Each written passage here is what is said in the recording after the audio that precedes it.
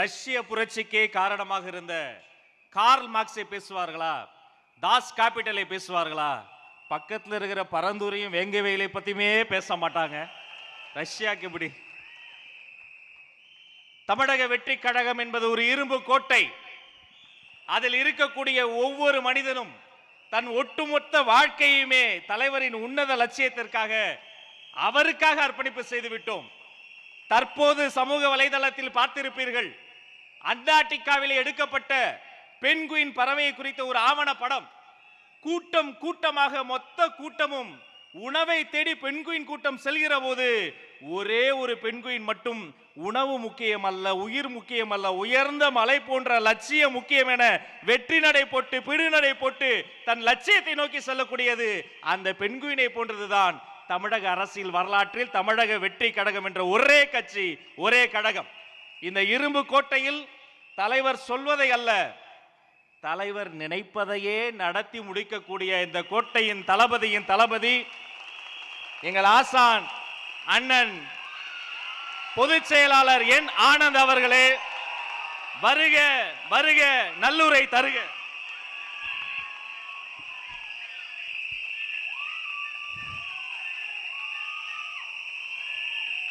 மதிப்புக்கும் மரியாதைக்குரிய தமிழக வெற்றி கழகத்தின் மாநில, மாவட்ட, நகர, ஒன்றிய, பேரூராட்சி, கிளைக்கழக வார்டு பகுதி பொறுப்பாளர்களுக்கும் சகல அணிகளின் நிர்வாகிகளுக்கும் ஊடக நண்பர்களுக்கும் தளபதி நெஞ்சில் குடியிருக்கும் உங்கள் அனைவருக்கும் வணக்கம். எங்களை வழி நடத்தும் வழிகாட்டி தமிழ்நாட்டின் நாளைய தீர்ப்பு வெற்றி தலைவர் தளபதி அவர்களுக்கும் வெற்றி வணக்கம். உங்கள் அனைவரையும் பார்ப்பதே எனக்கு பெருமையாக இருக்கிறது. இன்று எங்கு பார்த்தாலும் விசில் சத்தம்தான். தொண்டர்கள் மட்டுமல்ல, பொதுமக்களே விசில் அடித்துக் கொண்டிருக்கிறார்கள். நான் எழுதி வச்சுன்னு வந்திருக்கிறேன் சிலதெல்லாம். ஏன் அப்படின்னு பார்த்தீங்கன்னா, மேடையில் இருக்கிறவங்களும் சரி, கீழே இருக்கிறவங்களும் சரி, பெரிய பேச்சாளர்கள் எல்லாம் ஜாம்பவான்லாம் பயங்கரமாக இருக்கிறாங்க. பேசுகிறதுக்கே எனக்கே ஒரு பயமாக இருக்குது. ஏன்னா நம்ம அடிக்கடி உங்களை நான் பார்ப்பேன், நீங்கள் என்னையை பார்ப்பீங்க, தலைவர் உங்களை பார்ப்பார், எல்லாம் ஓகே. ஆனால் உண்மையாகவே இந்த கூட்டத்தில், அதுவும் இந்த செயல் வீரர் கூட்டத்தில் பார்க்கும்போது உண்மையாகவே எனக்கு ஒரு பயம் இருக்குது. ஏன்னா பேச்சாளர்கள்லாம் இருக்கிறாங்க, பயங்கரமாக பேசுகிறாங்க எல்லாருமே. ஆதவ் சகோதரர் சொன்னார், மலேசியாவில் எப்பேற்பட்ட ஒரு கூட்டம் நீட்டுன்னு. அங்கே ஒன்று தாங்க, உலகத்தில் 700 கோடி மக்கள் இருக்கிறார்கள். அந்த 700 கோடி மக்களில் அதிகமாக தேடக்கூடிய ஒரு நபர் யாருன்னா நம்ம தலைவர் தளபதி தான்.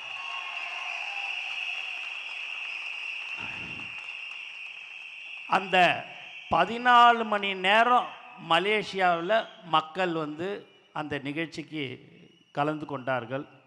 அந்த 14 மணி நேரத்தில் எப்பெல்லாம் தலைவருடைய முகத்தை ஸ்க்ரீனில் காட்டுறாங்களோ அந்த சத்தம் உலகத்தில் வேற யாருக்குமே இல்லை என்பதை இந்த நேரத்தில் நான் சந்தோஷத்துடன் தெரிவித்துக் கொள்கிறேன்.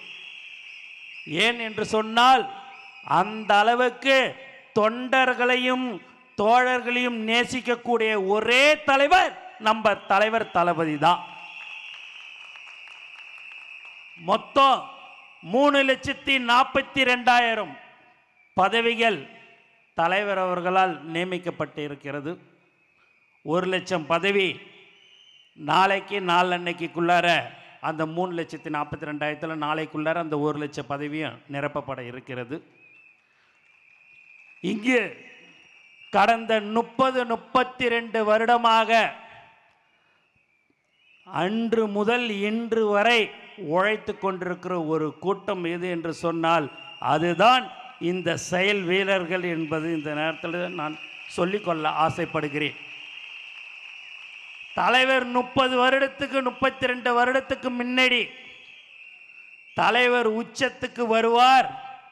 தலைவர் 2026 முதல்வராக வருவார் என்று எந்த ஒரு எதிர்பார்ப்பும் இல்லாமல் உழைத்து கொண்டிருக்கிற ஒரு உண்மையான செயல் வீரர்கள் தான் நீங்கள் என்பதை இந்த நேரத்தில் நான் மனதார நான் உங்களுக்கு சொல்லிக்கொள்ள ஆசைப்படுகிறேன். இப்பேற்பட்ட ஒரு தலைவர் நமக்கு கிடைக்காதுங்க. ஒரு 10,000 கோடி மாவட்ட செயலாளர்கள் வேற கட்சியில் 5,000 கோடி 10,000 கோடி மந்திரி மாவட்ட செயலாளர்.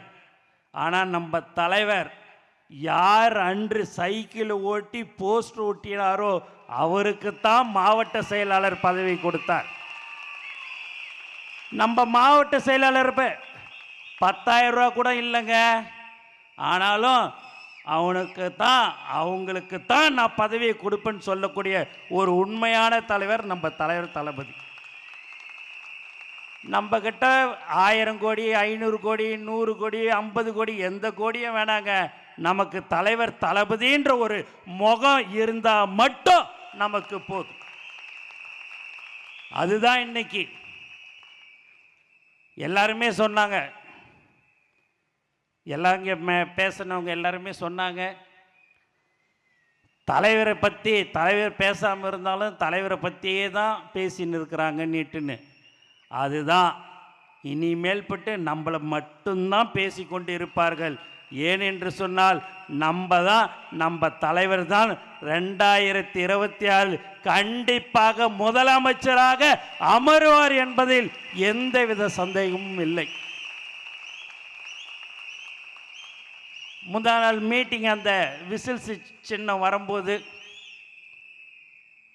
மீட்டிங்கில் நான் முடிச்சுட்டு வரும்போது ராஜ்மோகன் அண்ணன் வந்து விசில் சின்னம் வந்துடுச்சிங்க அப்படின்னார். ஆனால் இருக்காதுண்ணே, அது இன்னும் 2-3 நாள் ஆகும் பிளகுண்ணே அப்படின்ற மாதிரி சொன்னேன்.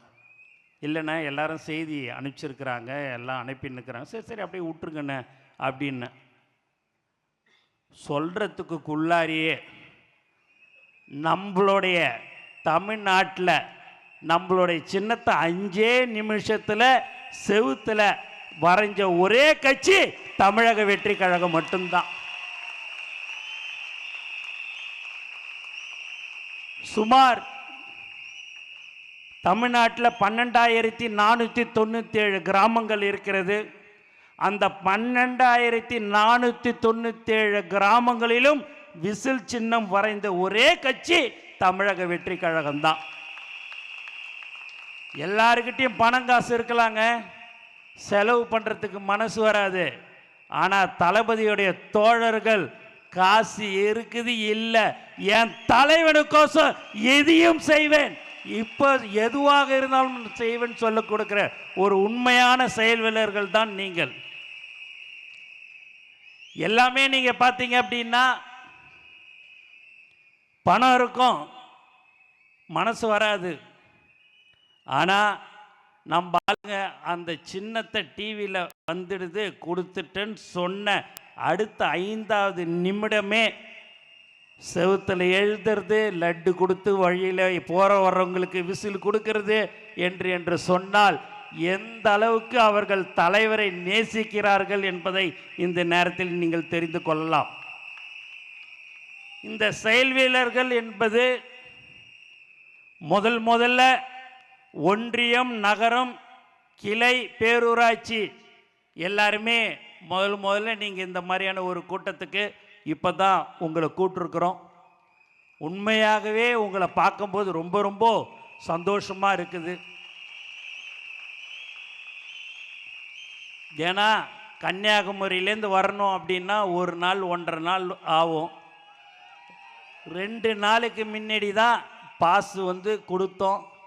ஆனால் ஒருத்தவங்க கூட ஆப்சண்ட் இல்லாமல் வந்த ஒரே கட்சி தமிழக வெற்றி கழகம் மட்டும்தான். மற்ற நிர்வாகிகள்லாம் நீங்கள் கூப்பிடணும் அப்படின்னா மற்ற கட்சியில் அண்ணெல்லாம் சொன்னது போல் 1000 ரூபா 500 ரூபா கொடுத்து வாப்பா வாப்பா வாப்பான்னு கூப்பிடணும்.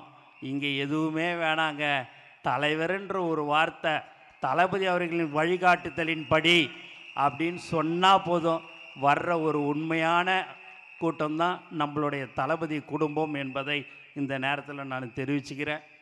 மாவட்ட செயலாளர்களும் சரி, ஒன்றியம் நகரம் அணி தலைவர்களும் சரி, 2026 நம்ம ஜெயிச்சே ஆகணும். நமக்கு அதுதான். ஏன்னா முதலமைச்சர்னு என்பது வாயால் சொல்லிட்டா மட்டும் போதாது, நம்மளுடைய உழைப்பு கண்டிப்பாக இருக்க வேண்டும். காலையில் 6 மணிக்கு நம்ம பூத்துக்கு போனோம் அப்படின்னா சாயங்காலம் 6-7 மணி ஆனாலும் அந்த பூத்தில் கடைசி வரைக்கும் நாம் இருக்க வேண்டும். இல்லை என்று சொன்னால் சாயங்காலம் 5-5:30 மணிக்கு நான் ஒரு 20 ஓட்டு போட்டுக்கிறேன், நீ ஒரு 20 ஓட்டு போட்டுக்கிறியா அப்படின்ற மாதிரி நம்ம ஆளுங்க கேட்பாங்க. அப்போது மாற்று கட்சி கேட்குறாங்கன்னு சொன்னோன்னே நம்ம ஆளுங்க சரி எனக்கும் 20 ஓட்டு கொடுக்குறியா அப்படின்னு நம்ம நினைப்போம். ஆனால் அவங்க மற்ற கட்சியெல்லாம் பார்த்திங்கன்னா பல வருடங்களாக இருந்தவங்க டம்மியாக ஆளை போட்டுட்டு 5-6 பேரை உட்கார வச்சுட்டு அவங்க 100 ஓட்டை போட்டுக்கின்னு நமக்கு 20 ஓட்டு போட்டு கொடுக்கணுமான்னு கேட்பாங்க. ஆனால் நம்ம தோழர்கள் உங்களை நீங்கள் சொல்லி நாங்கள் அந்த திருட்டு ஓட்டை 20 ஓட்டு நாங்கள் போட வேணாம், எங்களுக்கு மக்கள் ஓட்டு போட்டுட்ருப்பாங்க, அதனால் நான் உங்களை போட விடமாட்டேன் என்று தான் நீங்கள் சொல்ல வேண்டும். இந்த மாதிரி எல்லா நிகழ்ச்சிகளும் அந்த பொதுமக்களுடைய எல்லா நிகழ்ச்சிகளையும் அவங்களுடைய வீட்டின் நிகழ்ச்சியிலும் நாம் கலந்து கொள்ள வேண்டும். அது ரேஷன் கார்டு பிரச்சனையாக இருந்தாலும் சரி, அது ரோடு பிரச்சனையாக இருந்தாலும் சரி, எந்த ஒரு பிரச்சனையாக இருந்தாலும் சரி, அதை நாம் தான் அவர்களோடு மக்களோடு மக்களாக நாம் இருந்து அதையெல்லாம் நாம் செய்ய வேண்டும் என்று உங்களை கேட்டுக்கொள்கிறேன். உங்களை நம்பி மக்களை நம்பி ஒரு உச்சத்தை விட்டு நம்ம தலைவர் அவர்கள் வருகிறார். அவருக்கு நாம் செய்ய வேண்டிய கைமாறு நாம் உழைக்க வேண்டும். இன்னும் இருப்பது 2 மாதங்கள் தான். அந்த 2 மாதம் நாம் கடுமையாக உழைக்க வேண்டும் என்று உங்களை நான் கேட்டுக்கொள்கிறேன். ஏனென்று சொன்னால் நமக்கு முகமே தலைவர் தளபதி தான். நாங்கள் சரி நீ யார் போனாலும் சரி அது தலைவருக்கோசம் எல்லாமே வரும். ஆனால் தலைவர் ஒரு 5 நிமிடம் பேசினால் 50 நாளுக்கு பேசக்கூடிய ஒரே தலைவர் நம்மளுடைய பேச்சு, தலைவருடைய பேச்சு மட்டும்தான் 50 நாளைக்கு அது பாட்டுன்னு போய்கினே இருக்கும். ஆதவ சார் சொன்னது மேலே 5 கோடி மக்கள் பார்க்குறார்கள், எப்போ பேசுவார் என்று காத்து கொண்டிருக்கிறார்கள் என்று சொன்னால் அந்த அளவுக்கு மக்கள் நம்பிக்கை வைத்திருக்கிறார்கள். அந்த நம்பிக்கைக்கு நாம் ஒழுங்காக அவர்களிடம் சென்று நம்மளுடைய கொள்கைகள் என்ன, தலைவர் வருகிறார், நம்மளுடைய தேர்தலில் அவர் நிற்க இருக்கிறார். 2026 தலைவர் 234 தொகுதியில் நின்னாலும் அவர் ஜெயிச்சிருவார், அதில் எந்தவித மாற்று கருத்தும் இல்லை.